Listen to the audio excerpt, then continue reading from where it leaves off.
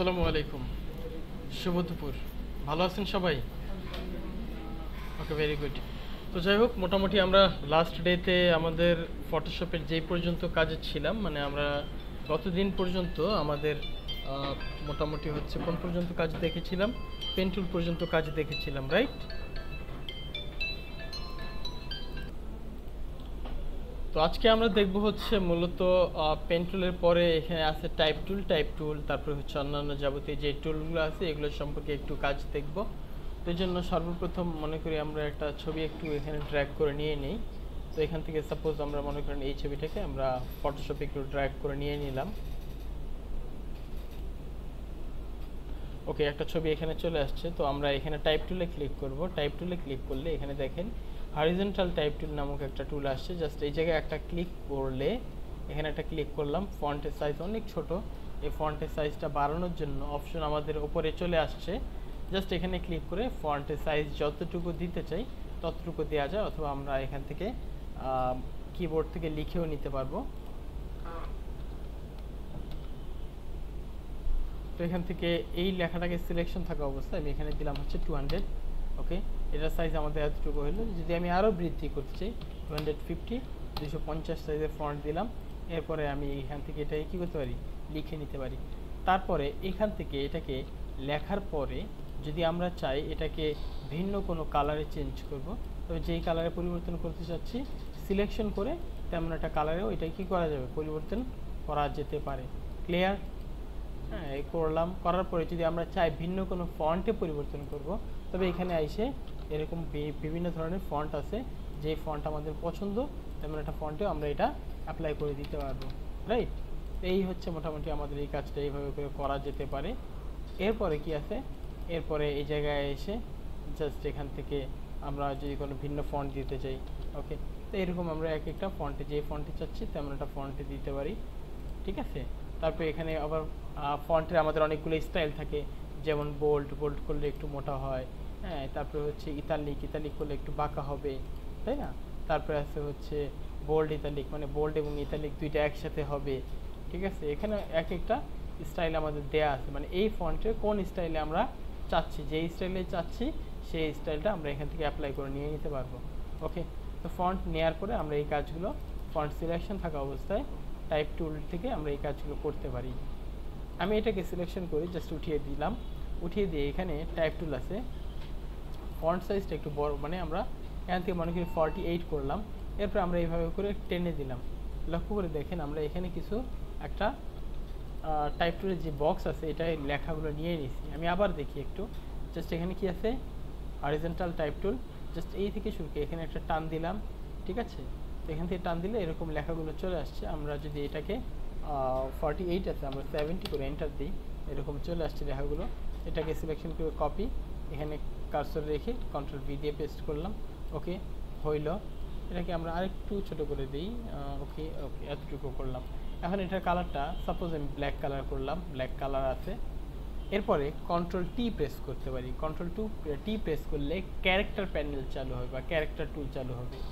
এটা আমরা উইন্ডো থেকে গিয়েও এখান থেকে এই ক্যারেক্টার নামক যে অপশনটা আছে এখান থেকেও নিতে পারি, অথবা কন্ট্রোল টি প্রেস করেও নিতে পারি। ওকে, তো যাই হোক, এটা আনলাম। এটা আনার পরে এটার সাথে কাজ কি হতে পারে, সাপোজ এটার সাথে আপনি এখান থেকে যেই ফন্টে আপনি ফন্টটা চাচ্ছেন তেমন একটা ফন্ট দিতে পারেন, যতটুকু সাইজই দিতে চান সেই সাইজটা এখান থেকে নির্ধারণ করতে পারেন।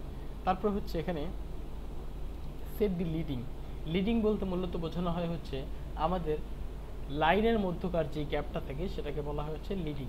সাপোজ এখান থেকে আমি দিলাম হচ্ছে 36, এটা অনেক ছোট হয়ে গেছে। আমি যদি 72 দিই, এটা এরকম আসছে। আমি যদি 200 দিই, এন্টার প্রেস করলাম, দেখছেন একটা লাইন থেকে আরেকটা লাইনের দূরত্ব কত বেশি হয়ে গেছে না, এটাকে বলা হয় লিডিং। আমি যদি এখানে 150 দিই, 150 এরকম হইল। আমি আরেকটু কমায় যদি 100 দিলাম, ওকে, ঠিক আছে? তো এইভাবে এটাকে বলা হয় লিডিং। ওকে, এই লিডিংটা যদি আমরা করতে চাই কিবোর্ডের মাধ্যমে অল্টার ধরে কিবোর্ডের আমাদের যে ডাউন অ্যারো আছে, ডাউন অ্যারো প্রেস করলে কি হবে, আমাদের লিডিং হবে। এটাকে বলা হয় লিডিং। কি বলা হয়? লিডিং। আচ্ছা, অল্টার ধরে ডাউন অ্যারো প্রেস করলে লিডিং হয়। এরপরে মনে করেন এই জায়গায় এসে এই এতটুকু লেখাকে সাপোজ এখান থেকে কার্সর এন্টার প্রেস করে এটাকে এই লাইনটাকে নিচে নিলাম। এখন এই যে এই ডি এবং ও এই দুই অক্ষরের মধ্যে যদি আমি একটা গ্যাপ তৈরি করতে চাই, তবে সেই ক্ষেত্রে এখান থেকে আমরা সেই গ্যাপটা দিতে পারবো। এটাকে বলা হয় হচ্ছে কার্নিং। কি বলা হয়? কার্নিং। দুই অক্ষরের মধ্যকার দূরত্বকে বলা হয় কার্নিং। হ্যাঁ, space between two character is called kerning. এখানে এসে মনে করেন আমি 200 দিলাম, এন্টার প্রেস করলাম, তাহলে এই যে এই দুই অক্ষরের মধ্যকার দূরত্ব আমাদের 200 হয়েছে। আমি যদি এটাকে 2000 দিই, এন্টার প্রেস করি, তাহলে এই যে এতটুকু যে দূরত্ব হয়েছে না, এটার দূরত্বের সাইজ হচ্ছে 2000। কি শুধু 2000? এটা কার্নিং। কত হয়েছে kerning? 2000। Space between two character is called kerning. দুই অক্ষরের মধ্যকার দূরত্বকে কি বলা হয়? কার্নিং বলা হয়। এটা আবার আমরা এখান থেকে অটো করে দিব বা 0 করে দিব, যেমন ছিল তেমন হয়ে গেছে। এরপরে ডান পাশে আবার হচ্ছে সেট দি ট্র্যাকিং। ট্র্যাকিং বলতে মূলত বোঝানো হয় হচ্ছে আমাদের অক্ষরের মধ্যকার দূরত্বকে বলা হয় হচ্ছে কি ট্র্যাকিং। জাস্ট এখানে এসে আমরা এখান থেকে ট্র্যাকিংটা এখান থেকে মনে করেন 200 দিলাম। এই যে এক একটা অক্ষরের মধ্যকার দূরত্ব তৈরি হয়েছে, এক বা একাধিক অক্ষরের মধ্যকার দূরত্ব তৈরি হয়েছে না, প্রতিটা অক্ষরের মাঝখানে দূরত্ব তৈরি হয়েছে না, এটাকে কি বলা হয়? ট্র্যাকিং। এই ট্র্যাকিংটা যদি করতে চাই, তবে সেই ক্ষেত্রে এই লেখাগুলোকে সিলেকশন রেখে কিবোর্ড থেকে অল্টার ধরে রাইট অ্যারো প্রেস করলে কি হয়? আমাদের ট্র্যাকিং একটু বাড়ে। আর যদি অল্টার ধরে লেফট অ্যারো প্রেস করি, তবে সেই ক্ষেত্রে কী হবে? ট্র্যাকিং কমবে। ওকে, তো এইভাবে করে এই কাজটা করা যেতে পারে। Is it clear? আচ্ছা, এটাকে মূলত বলা হচ্ছে কি ট্র্যাকিং। আমরা এখান থেকে ট্র্যাকিংটাকে 0 করে দিলাম, যেমন ছিল তেমন করে দিলাম। এটা হচ্ছে আমাদের এইটাকে সিলেকশন করি, মানে এই লেখাগুলোকে সিলেকশন করে যদি আমি এই জায়গা থেকে কী করি, এটাকে ভার্টিক্যালি স্কেল করি, 100% আছে, এটা 200% দিয়ে এন্টার প্রেস করলাম, তো এটা লম্বায় বড় হয়ে গেছে। হ্যাঁ, তো এটাকে আমরা ভার্টিক্যালি স্কেল করতে চাইলে এখান থেকে স্কেল করা যায়। এটা 100% ছিল, 100%ই রেখে দিলাম। এরপরে আছে হচ্ছে হরিজন্টালি স্কেল। কি হরিজন্টালি স্কেল? এখানে হরিজন্টালি স্কেল করলে এইভাবে, হ্যাঁ, মানে আমাদের পাতালে করে বেড়ে যাবে। এটা 200% দিয়ে এন্টার প্রেস করলাম, বাড়ছে। তো এইভাবেও কাজগুলো করা যায়, তবে সাধারণত আমরা এটা করি না। ওকে, আচ্ছা, তারপরে হচ্ছে এগুলোকে লেখাগুলোকে সিলেকশন করে যদি আমি এই জায়গায় ক্লিক করি, তবে সেক্ষেত্রে সবগুলো ক্যাপিটাল লেটার হয়ে গেছে, হয়েছে। এটা হচ্ছে অল ক্যাপস। কি অল ক্যাপস? আবার যদি চাই এরকম যে ফার্স্ট লেটারটা ক্যাপিটাল, সবগুলোই লেটার ক্যাপিটাল হবে, তাই ফার্স্ট লেটারটাকে একটু বিশেষভাবে দেখাবে, এই কাজটা এখান থেকে করা যায়, তবে এটাকে এরকম করে সাধারণত ব্যবহার করা হয় না। তারপর হচ্ছে মনে করেন এই জায়গায় A2, এই 2টা লিখলাম, এইটাকে সিলেকশন করে যদি আমি এটাকে সুপার স্ক্রিপ্ট করি, ওইটা উপরে চলে গেছে। আবার এখানে ক্লিক করলে এটা নর্মাল মোডে আসবে। এরপর হচ্ছে সাবস্ক্রিপ্ট, এখানে ক্লিক করলে এটা কী হবে? নিচে যাবে, সাবস্ক্রিপ্ট। আবার এই এতটুকু লেখাকে যদি আমি আন্ডারলাইন করতে চাই, এখানে একটা আন্ডারলাইনে ক্লিক করলে কী হবে? মাঝখানে নিচে দাগ আসছে, রাইট। আবার এই এতটুকুকে আনচেক করলে, মানে এখানে আবার ক্লিক করলে কী হবে? আন্ডারলাইন চলে যাবে, রাইট। এরপর মাঝখানে যদি এই লেখার মাঝখানে যদি আমরা দাগ চাই, তবে সেই ক্ষেত্রে কী করতে পারি? Streak throw. কী করতে পারি? Streak throw. মাঝখানে দাগ আসছে, আবার যদি এখানে আনচেক করি, দাগ থাকবে না। ক্লিয়ার? আচ্ছা, তো এই হচ্ছে মোটামুটি আমাদের এটার ব্যবহার। তো এই কয়টা কাজ কি আমরা বুঝতে পেরেছি?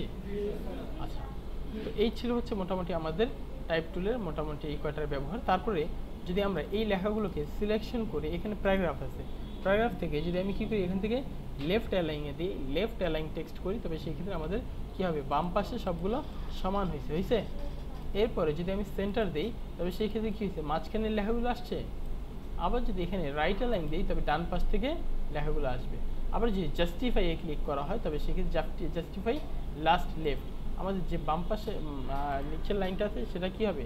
আমাদের এরকম লেফটে চলে গেছে। আবার এখান থেকে জাস্টিফাই সেন্টার দিলে, সাপোজ এখানে এন্টার প্রেস করলাম, এই লেখাটা কী হয়েছে? আমাদের পুরো সবগুলো জাস্টিফাই হয়েছে, শেষের লাইনগুলো কী হয়েছে? আমাদের মাঝখানে চলে আসছে।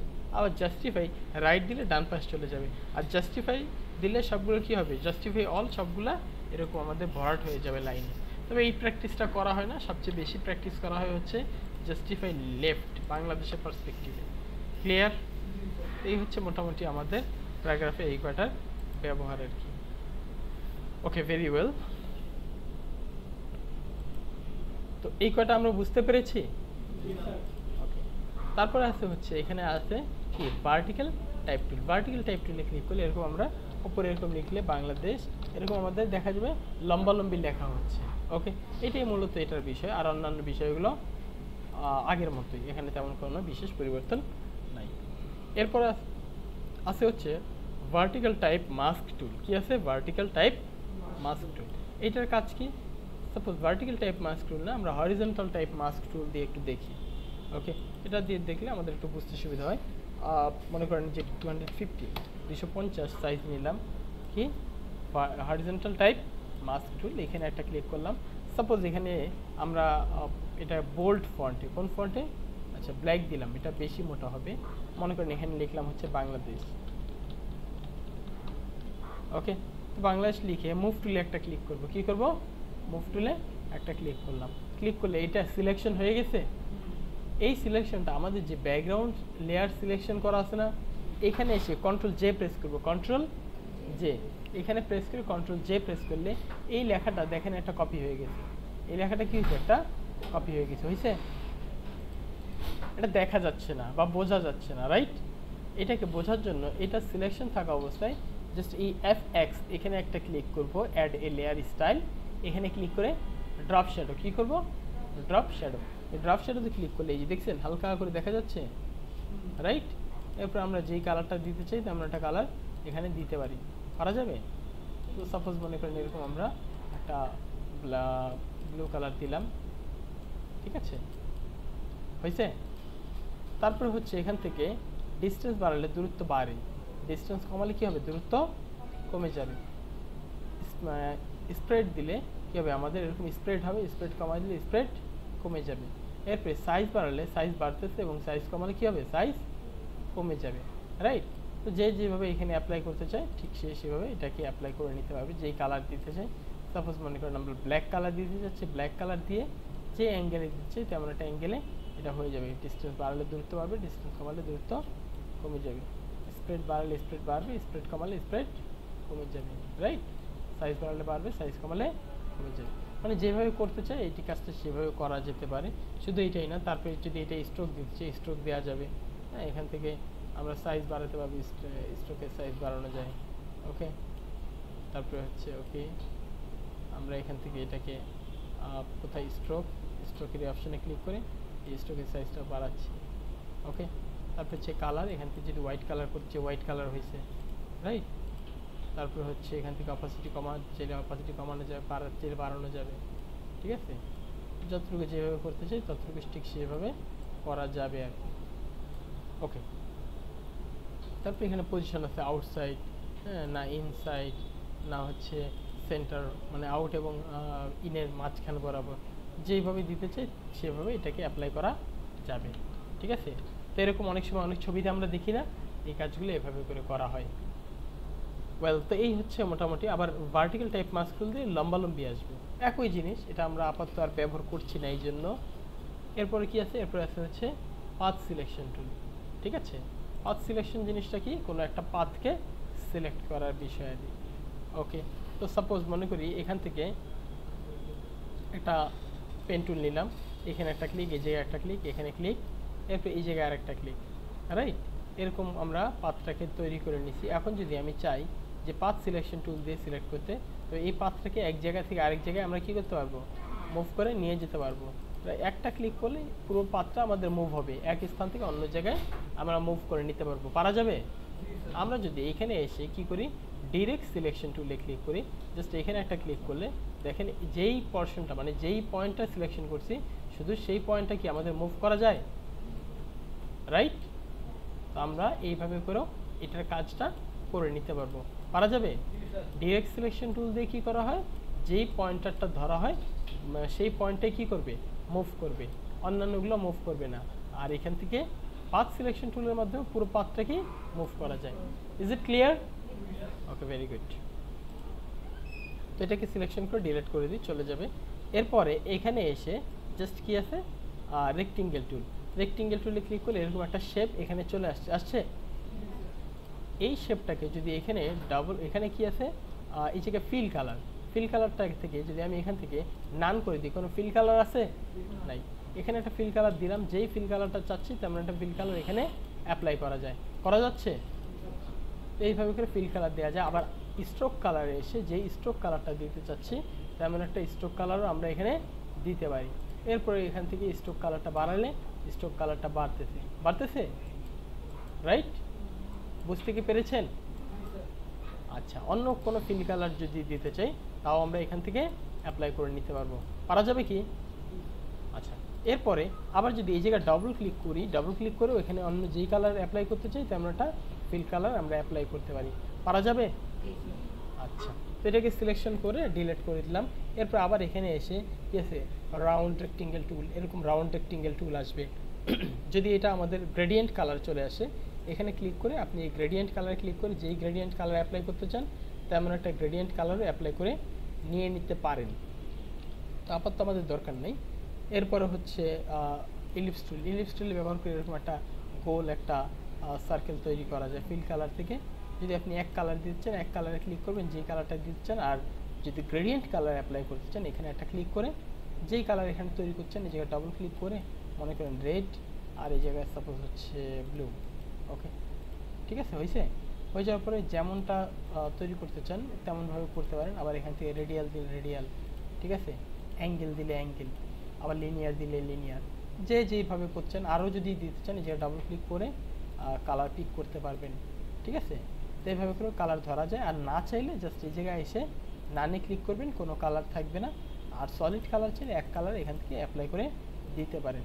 তো যেভাবে দেয় আর কি। তো এই ছিল হচ্ছে মূলত আমাদের ইলিপস টুল। এরপরে হচ্ছে আমাদের কি আছে এই জায়গায়, এরপরে আছে হচ্ছে পলিগন টুল। পলিগন টুলে একটা ক্লিক করলে জাস্ট এখানে যদি একটা ক্লিক করেন এখানে অপশন আসবে, মানে কয়টা পলিগন টুলের আপনি কোণা নিতে চাচ্ছেন। হ্যাঁ, তো সেই ক্ষেত্রে মনে করেন আমি সাইড নিতে চাচ্ছি এখানে 7টা, তারপরে ওকে প্রেস করলাম। এই যে আমাদের 7 কোণার কন্ট্রোল টি প্রেস করে অল্টার ধরে এই যে 7 কোণার একটা আমরা কি পলিগন নিয়েছি, 1 2 3 4 5 6 7, রাইট? এরকম নেওয়া যায় আর কি। এখানে আইসে পলিগনে ক্লিক করে যদি আবার চান হচ্ছে 5টা দিয়ে ওকে প্রেস করেন, হয়েছে, রাইট? এভাবে করেও কাজটা করা যেতে পারে। এরপরে এইখানে ক্লিক করে পলিগনে ক্লিক করার পরে দেখেন এখানে স্মুথ আছে, স্টার আছে। স্টার দিয়ে আমি যদি এখানে 5টা দিই, এরপর ওকে প্রেস করি, দেখেন এটা কি হিসাবে আসছে, স্টারের মতো আসছে না? আর এখানে আরেকটা অপশন আছে যেটাকে বলা হয় হচ্ছে স্টার মানে স্মুথ। কি আছে? স্মুথ। এই স্মুথটা আপনারা একটু করে দেখবেন। ওকে, আচ্ছা, এই হচ্ছে মোটামুটি এটার ব্যবহার। তারপর লাইন টুলের মাধ্যমে আমরা এরকম কি করতে পারবো, একটা লাইন ড্র করতে পারবো। লাইন ড্র করা হয়েছে, এটা সাইজটা যদি একটু বাড়াই। আচ্ছা, এখানে এসে লাইন টুলে ক্লিক করে একটা কালার অ্যাপ্লাই করলাম, ফিল কালারটা নান করলাম, আর এখানে আমাদের এটা সাইজটা বাড়ালাম।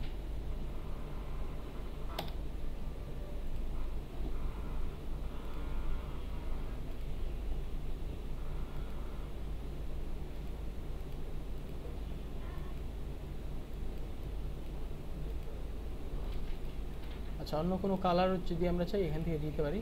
যাই হোক, এখান থেকে এটাকে আমরা এই হোয়াইটটা এখান থেকে বাড়ানো যেতে পারে, তবে একটা পর্যায়ের পর আর সে ওইভাবে করে আর দৃশ্যমানভাবে বাড়ে না। তো ওকে, 288। আচ্ছা, আমরা যদি এখানে 500 করি, এন্টার প্রেস করি, হবে না। 0 পিক্সেল টু 288 পিক্সেল পর্যন্ত হবে। তো যাই হোক, এখান থেকে আমরা এটাকে এই পর্যন্তই রাখলাম 1। এটা আমাদের ডকুমেন্টের সাইজ বড় বিধায় ওইভাবে করে বড় করে দেখাচ্ছে না। যদি ডকুমেন্টের সাইজ ছোট হতো তবে হয়তোবা এটা দেখাতো। তো যাই হোক, এরপরে আমাদের এখানে আছে অপশন। এখান থেকে আমরা চাইলে এই জায়গায় কি আছে, আমাদের এটাকে বলা হয় হচ্ছে সেট শেপ স্ট্রোক টাইপ। এখানে যেই ধরনের স্ট্রোক দিতে চান তেমন টাইপের স্ট্রোক দিতে পারেন।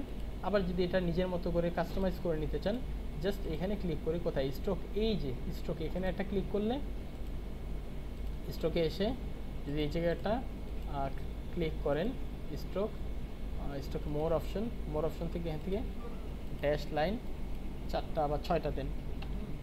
6টা দিলে কেমন হয়, বা 3টা দিলে এমন হবে। হ্যাঁ, এটা আমরা এখান থেকে দিতে পারবো। ওকে, এরপরে হচ্ছে গ্যাপ বাড়াতে পারবেন, কমাতে চাইলে আরও কমাতে পারবেন, ঠিক আছে।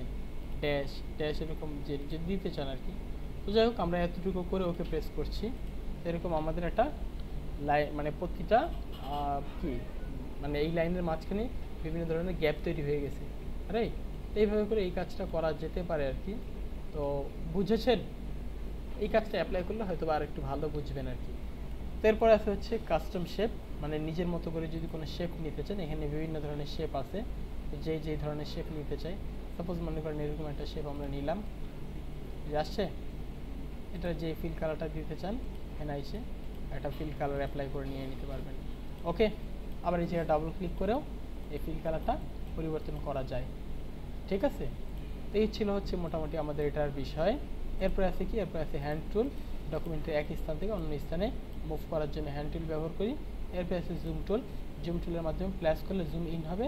আর এটা যদি আমরা জুম টুলে ক্লিক করি এইভাবে করে মানে নিচের দিকে টানি তো জুম ইন হয়, ওপরের দিকে টানলে জুম আউট হবে।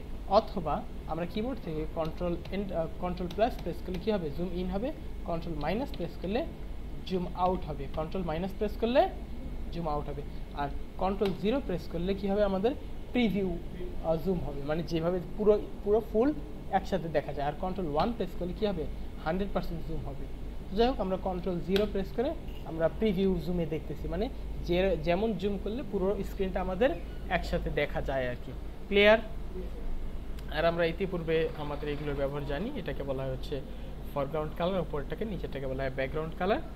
আর এগুলোকে যদি ওপরের কালারটাকে নিচে নিতে চাই আর নিচের কালারটাকে ওপর নিতে চাই, তবে সেই ক্ষেত্রে এখানে মাউস পয়েন্টার রাখলেই দেখাবে সুইচ কালার। আর এটা হচ্ছে সুইচ ব্যাকগ্রাউন্ড বা ফরগ্রাউন্ড। এটা এক্সপ্রেস করলে কী হয়, ওপরের কালারটা নিচে যায় আর নিচের কালারটা ওপরে আসে। আর ডি প্রেস করলে কী হবে, শুধুমাত্র ডি প্রেস করলে ডিফল্ট কালারে চলে আসবে, মানে ব্ল্যাক অ্যান্ড হোয়াইট কালারে চলে আসবে। Is it clear? যদি ক্লিয়ার হয় তবে সেই ক্ষেত্রে আমাদের এই এতটুকু কাজের মধ্য দিয়ে আমাদের এখানে যাবতীয় যেই কয়টা ফটোশপে টুলবারের কাজ ছিল সবগুলো সম্পূর্ণ হয়েছে। তো এখন আপনারা এই কাজগুলো প্র্যাকটিস করতে থাকেন, ঠিক আছে? Thank you so much.